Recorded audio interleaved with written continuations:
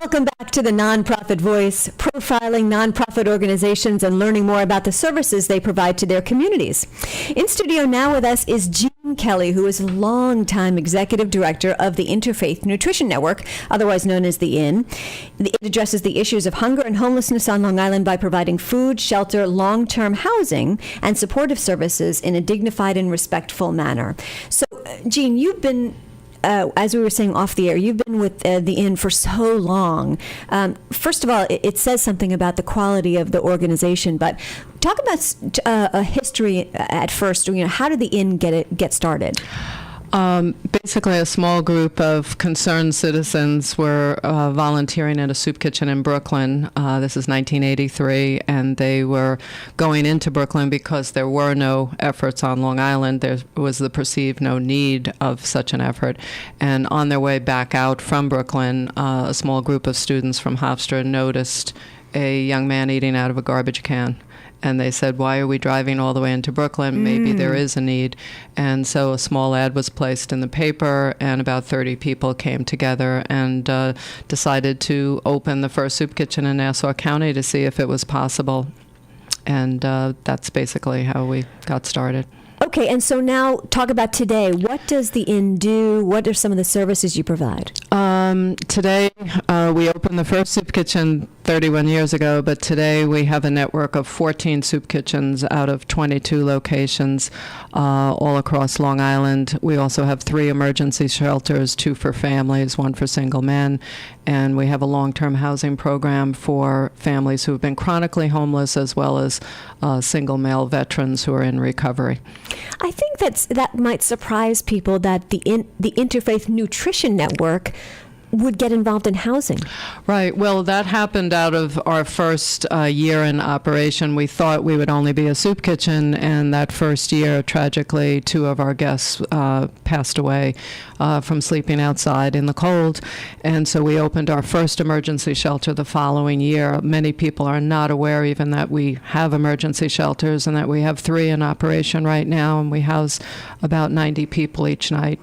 For families, we have 2 shelters where we're the only shelters that take intact families. Mothers and fathers can stay together with their children, and we also have a separate shelter for single men as well. So that's part of it. And then for people who are chronically homeless, we found in the shelters we needed to do more. So 20 years ago, we opened a long-term housing program where families who have constantly been challenged by their housing situation can live with us for 3 to 5 years in their own separate apartments with support services, education, and really learn the life skills they need to become independent. Where do you get the food that you distribute? We get a lot of it donated. We are recipients of Long Island Cares and Island Harvest on Long Island, but a lot of independent groups and efforts just bring food to us and make food as well and drop it off. So there's a lot of tremendous compassion on Long Island that the Inn gets to be the beneficiary of, and then we pass it directly to people in need without any questions. That's so important for us that no one should have to prove that they need food. If you show up and you say you want a meal, as long as you can behave in a socially acceptable manner, you're welcomed and greeted with the utmost of dignity and respect. And so just talking about in just a vocabulary lesson, when you say a soup kitchen, is this a place where someone goes just to get a hot meal? Yes, that's the difference between a soup kitchen and a food pantry. A food pantry, you can only come in and pick up food that you can take with you and prepare somewhere else or eat somewhere else. A soup kitchen is specifically where you're coming in because you do not have the means of preparing a meal, and you are going to sit down at that time and have to eat your meal in front of everyone else. So it's challenging for people to have to come into a soup kitchen because of the exposure. Yeah. volunteers must be so key to the work that you do every day. Absolutely. We are a volunteer-based organization. We were founded by volunteers. They are the bulk of our resource, our volunteers, people who have huge hearts and very able minds and bodies wanting to come and be compassionate, realizing it could be anyone. We could be on one side of the counter, you could be on the other side. We said it 30 years ago, and it's still true today, unfortunately. So. You've been with the organization for so long. The organization itself has been out there for so long. What has changed? What has changed and what has stayed the same even? I guess what has changed, I would say, is the perception of who could be hungry and who might be homeless. Everyone likes to presume that it's always someone else. It's someone else's family who's on the other side of the fence, so to speak. And certainly since Hurricane Sandy on Long Island, that was a huge wake-up call for so many people to see what it's like to be without your basic necessities.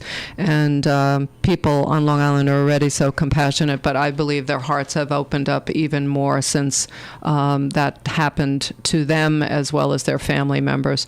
It's something that happens. It's unfortunate, but if we all work together, we can solve the issue. And that's the Inn is an example of that. We're a conduit for people's compassion, for people who need things.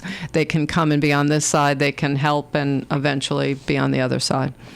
Do you think that Long Islanders' memories are short, and so that a year and a half ago we were talking about Sandy, but in 6 months, and I'm on to something else? Yes, I think people want to look forward, and that's a healthy sign. I just think we need to look forward with the knowledge we gained from what recently happened. And so we don't need to go back, but we need to always be mindful of what resources do we have today to live in the present moment as much as possible, and to recognize that what we need is going to present itself if we get out of the way of it. So many times we want to control and we want to be the judge and jury of why somebody's in a situation, and all we need to do is literally look at the resources, make sure it gets to the person who's in need in as healthy and respectful a way as possible, and realize you're serving yourself. You know, it could be you sitting there, it could be your child, your mother, your aunt or uncle or cousin,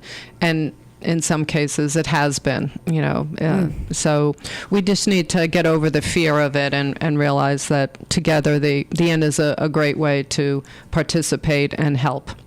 It sounds like you're saying that the perception of those in need has changed, but what are some of the misconceptions of hunger and homelessness? I guess the misconceptions are that everyone who's eating in a soup kitchen must be homeless. That's the biggest misconception, that if you're eating in a soup kitchen, it must mean you don't have a place to live. Many people who eat in soup kitchens do have a place to live. They just don't have a place to prepare a meal, or they don't have enough food to prepare a meal, and they need this meal to make sure they keep a roof over their head. And likewise, that everybody who's homeless, are the only ones who are hungry. There are people who are living in houses who are keeping the house, keeping their cars, but don't have adequate food. And that's hard for people to fathom, that people have a juggling act to do, and we can supply food to individuals. You don't have to come in and eat. We have a small pantry that we give food out as well. We direct people to other pantries in each area. Each community needs to come together and be able to direct people who are in need to those resources. How many locations do you have on Long Island? We have 22 locations, 14 different groups come together. We're an interfaith group, so people of all faith in each community have come together. People of no faith have joined them. It's really a community effort to make sure that the resources that are available right there, sometimes from restaurants and local places, provide food to these entities, and that they follow our guidelines, which is no questions asked, treat everyone with dignity and respect, and make sure you follow safe food handling practices, all of those pieces. As executive director, how do you manage resources within those different locations and do the quality control to find out that your mission is being accomplished? accomplished? Well, we have numerous staff who go out and are always doing spot checks and also giving supports. We have meetings with all the leaders because they're all volunteers, so we bring them all together and they share resources among themselves. And we are just always open to both directing people in need, but directing people who want to help to the right resource, because it's really being a traffic control person. Yeah. But we're fairly successful, and people are very grateful that each community that we have a location in is so admirable. And if people knew what their communities are doing, sometimes I think they'd feel so proud that they live in a community where people of all faiths are coming together. And I feel the Inn has done as much for their community in bringing people of all faiths together around a common issue as we have in feeding people in their community who are in need. But they're all in, raising the funds that they need to meet their needs, and they've been very, very blessed, and we've been absolutely thrilled to be sort of the parent of them all. It must be so gratifying for you. So in It's your wonderful. 20 years that you've helmed this organization, how has the Inn evolved to meet the changing needs of your community? Well, I guess we're always looking to see what could we do better. We want to go out of business, but unlike other organizations wanting to expand, we're looking to see how could we not be needed in certain areas. So what we are doing constantly is meeting to take the pulse of where are we at with each effort that we're doing. Is it still needed? Is there any other resource that we could refer someone to where they wouldn't need to have to come into this situation? And most importantly, how can we get them the jobs and the emotional support they need so that they can be economically independent and not be in need? That's the end goal. So you just mentioned jobs. Is there an employment aspect of what you do? Yeah, certainly in the support services that we offer everyone in our different programs. It's not just food and shelter and clothing, but it's also compassion with supportive services. Those supportive services definitely look at their education, if there are opportunities for job training, and then most importantly, employment and housing, so that people can get through this difficult situation into a more stable state, and So that they don't need your services. They don't need our services, and that's why we could go out of business. Yeah, hopefully. Yes, someday. that's our goal. So what are some of the current initiatives that you're doing? Well, we've had an exciting new offer of assistance that is unprecedented in our 31 years. The people who happen to own the building next to our main soup kitchen, the Mary Brennan Inn in Hempstead, have offered us the use, unlimited use of the building next door to us. We're not going to own it, but we're going to have use of over 5,000 square foot building, and we're really envisioning it as a center for transformative change, where we're going to be moving our intensive supports that we offer in a very small way in the soup kitchen. We're going to move them next door and have specialists in food, housing, education, transportation, clothing, communication, computers, and move everything next door so that it will be able to spread it out and really provide more services to more people. It seems like more of an educational aspect Absolutely. to really train somebody to not have to use your services. Right, and yet still have the soup kitchen there where people will be able to take showers and meet that initial basic need, but they'll now be able to go next door and give a new look at what their future could be. Really interesting. So Yeah. let's talk about that a little bit more. So you're going to be bringing in experts, social workers, or Right. We have social workers on staff, but we're finding that many of our volunteers who are coming in right now, what's so amazing is many of them are retired teachers, Yep. have been, superintendents of schools or run their own businesses, and they're retiring at a very young age. They're very able-minded, and they, while they're very great at dishing out mashed potatoes, they could also sit and help and inspire expertise somebody to to turn offer. their life around. So we're working on putting all of that together right now. It's very, very exciting. We're Really thrilled interesting. about the possibility. Oh, very good. Excellent. This seems like something that, and we'll talk about maybe in a year, and you'll tell us all the progress. Well, Well, it's really a question of, it's not, some people may have to eat in a soup kitchen for the rest of their life based on their limitations. Yep. But we feel that when we're feeding 200, 300, or 400 people a day, quite a number of them, if they were given a different opportunity, could down the road be in a very different place where they would feel more safe, their families would be more safe, and they could really fulfill what they're here on earth to do. Talk about the numbers. You just did mention some. So how many people do you serve in a typical day, week, month? Well, in a typical week, we're serving right now between 7,500 and 8,500 people in all of these different locations. A hot meal. We're housing in the course of a year about 1,000 people in our emergency shelters and long-term housing program. And that's where we really and truly are hoping that when we serve somebody, that this might be the last time we need to serve them, so that they can move forward.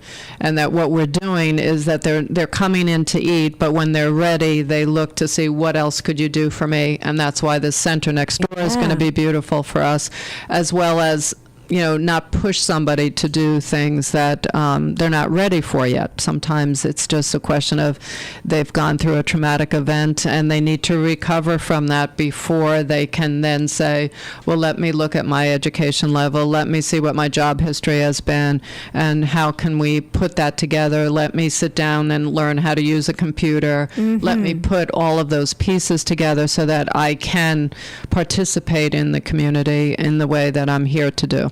And so for for those you serve, what percentage would you say approximately are those you see all the time, they rely on you all the time, versus I'm in this situation for the short term and I just need to get over the hump and I'm going to be using your services? Right. I would say the people we might see regularly might be like 60% or might be coming consistently for a while. The other 40% would be coming in and out. If they don't have to come in, they don't come in. And a lot of people can't fathom that. Like, why wouldn't you come every day if you don't need to?